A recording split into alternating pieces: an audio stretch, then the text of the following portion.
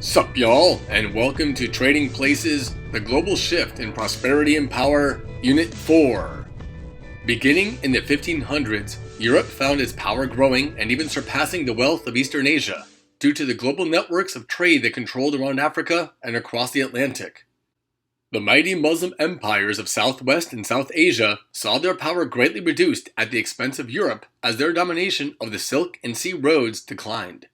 Power also shifted in Africa from the interior empires that thrived off the sand road to many coastal empires that benefited from the rapidly growing Atlantic trade routes.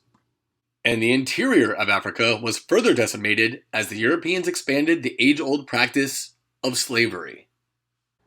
In this unit, Trading Places, we will investigate the great global shift in prosperity and power.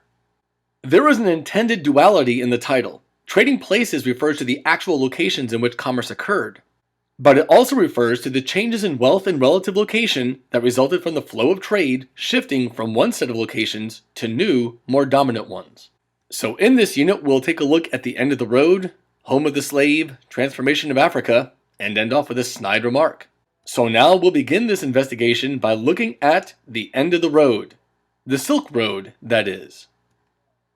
What you see here is the entertainment room in a palace in Istanbul. Places like these represented a high point for the empires in the Muslim world.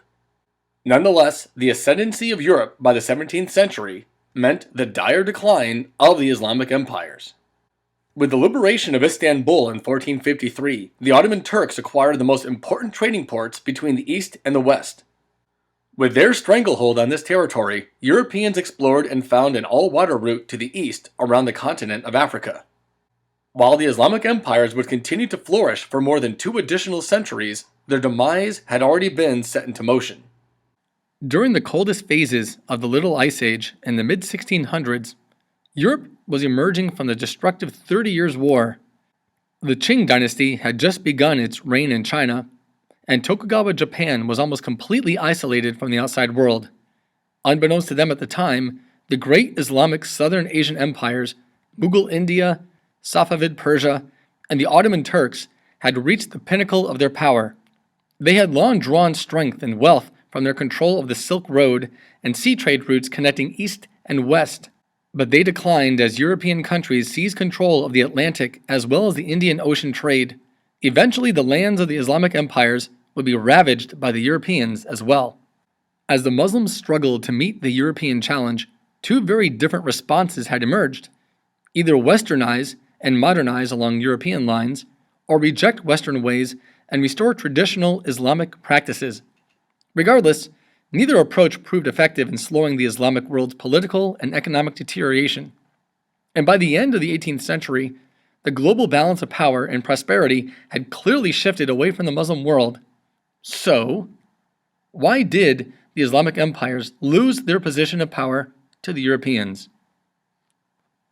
Let's first take a look at how trade went from a regional to a global scale.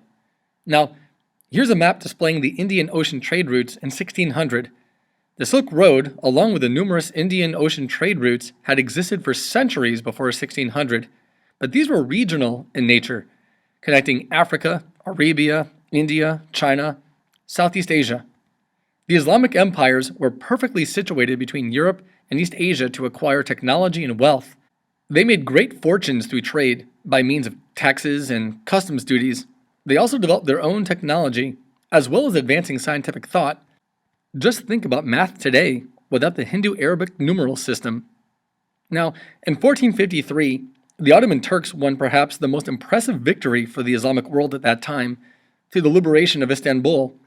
This trading city became the Turks' new capital and situated them in an ideal location connecting the East and the West. However, this victory would ultimately doom the Islamic world. To make up for their losses of warfare and to make more profit at the expense of the Europeans, the Turks dramatically raised prices, which encouraged the Europeans to seek less expensive trade routes around Africa and across the Atlantic. In time, the Europeans established global trade networks connecting Europe with the Americas, Africa, and even Asia. And as a result, wealth began to flow out of the Islamic empires and into the pockets of the Europeans. For centuries, the Indian Ocean trade routes reached into Southeast Asia. By the 16th century, Muslim missionaries and merchants had spread their faith deep into the territories, such as modern-day Indonesia and Malaysia. However, as you can see in this map, the Europeans began to compete for trade and control of territory throughout Asia beginning in the 16th century, led by Spain and Portugal, and later joined by the likes of the Netherlands, the United Kingdom, and France.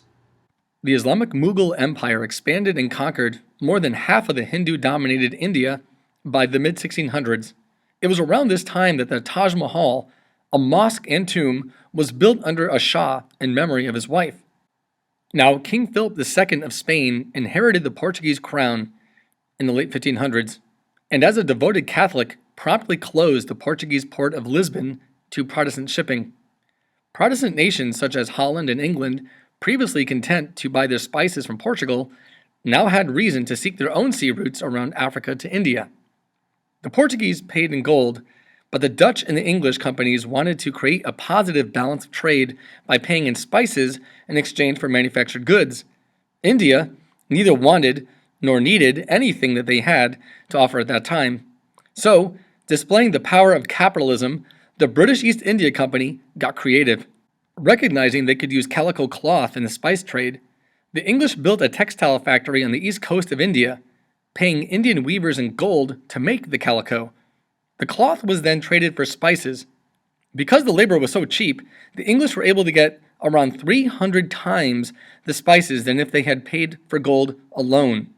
At the same time, by using inexpensive local Indian labor, they reduced the cost of calico in the English home market and tied India more closely to England itself. The British, seeking more trade, wealth, and power, continued to expand further into Indian territory. This image shows a British fort near the city of Madras. As time progressed, the Mughals lost power to the British and their empire. They dissolved into many independent states. Now these local princes, or called Nawabs, exerted control over these states. In another story, after a small battle in which British soldiers and civilians were held overnight as prisoners in a cell, the conditions were so cramped that many of them died from suffocation, heat exhaustion, and even crushing one another. One account claimed that around 123 prisoners died out of 146 who were held. This event would be known as the Black Hole of Calcutta, and the British became even more involved in Indian affairs afterward to protect their people and to increase their wealth. The British ruled India indirectly, meaning that they would send a small number of qualified men to influence and control the Nawabs. Then they would use them to control the people. Now this was a necessity as there was not enough qualified British men to control the vast Indian population directly, as for example, let's say the Spanish had done in South America. By the 1700s, India was regarded as the jewel in the crown of the British Empire because it was their most lucrative possession.